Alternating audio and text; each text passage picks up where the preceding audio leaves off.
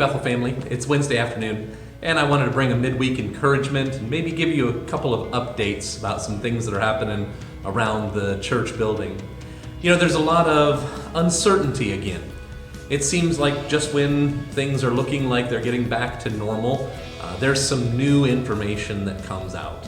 This evening at 5:30, the governor of Ohio is scheduled to make some different public announcements. And so there's a lot of people that are kind of waiting to see what he has to say.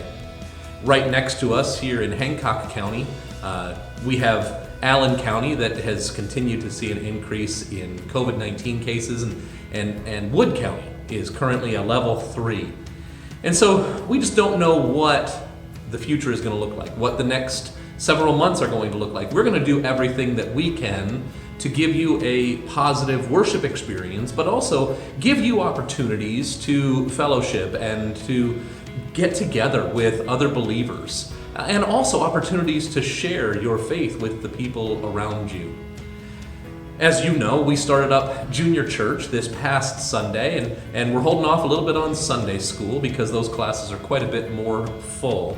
But let me just remind you, and this goes for our teachers, our students, even anybody that is coming to church, if you have been sick, if you've had the sniffles or the coughs or whatever, would you just go ahead and stay home that day? We're doing everything we can to give you a good experience online. That's always available on YouTube now, and you can view those live or you can view those later on in the day. If you go to our Facebook page and follow the link there, you should be able to get those throughout the day, and YouTube has them once it processes for the rest of the week. Also though, if you have been traveling to places that are known to be a hotbed, would you just kind of take some time and worship at home with your family before returning to the church building? I know several of our families have done that, or when they've come, they've made sure that they're wearing masks to help to take care of one another. Because that's what we want to do. We want to be taking care of one another. We want to be showing love and encouragement. And let me also remind you, when services are done, we need you to go ahead and exit the building so that we can get sanitized in between services, and we don't want to be helping any of this move along any faster than it might be already. With all this uncertainty, maybe we begin to wonder what's going on. We begin to question. But I'm standing where I'm standing this afternoon because the verse that just kept coming back to my head, because I've heard from several of you that there's some uncertainty, especially with the governor's announcements today. Walmart just announced about an hour ago that all Walmarts are going to be requiring masks across the country. That includes Sam's Club, and more companies are going to be doing that. And so it's creating some uncertainty, but I'm standing here because the verse that kept coming to mind is in 1 Corinthians. I know we've been studying 2 Corinthians on Sunday morning, but this verse from 1 Corinthians, we know it as the love chapter. 1 Corinthians chapter 13, the last verse, verse 13. So now faith, hope, and love abide. These three, but the greatest of these is love. Maybe you learned that faith, hope, and love, or faith, hope, and charity remain. One thing remains. I love that song from Bethel Music that we sing here quite often. One thing remains, and that is God's love. All of these remain, all of these abide, but the greatest of these is love. In times of uncertainty, God's love remains. God's love abides in you. In times of uncertainty, God's faith, His hope, His love are in you.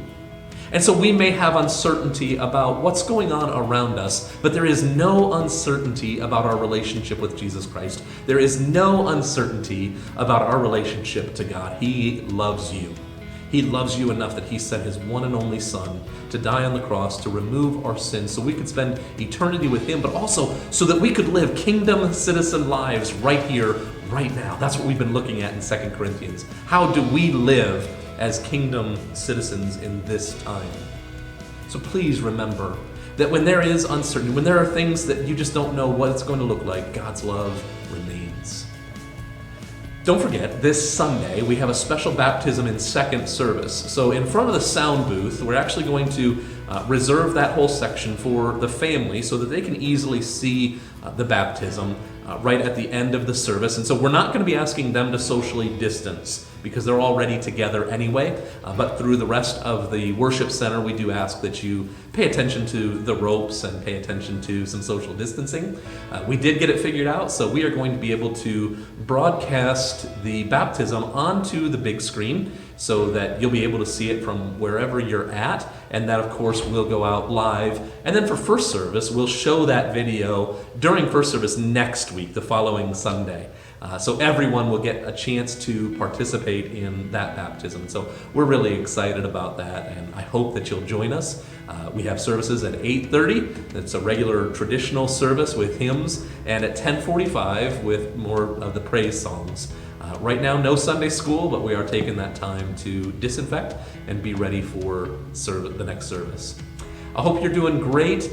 Again, remember, no matter what comes out of the government, no matter what comes out of any kind of official word, God's love remains. Have a good week.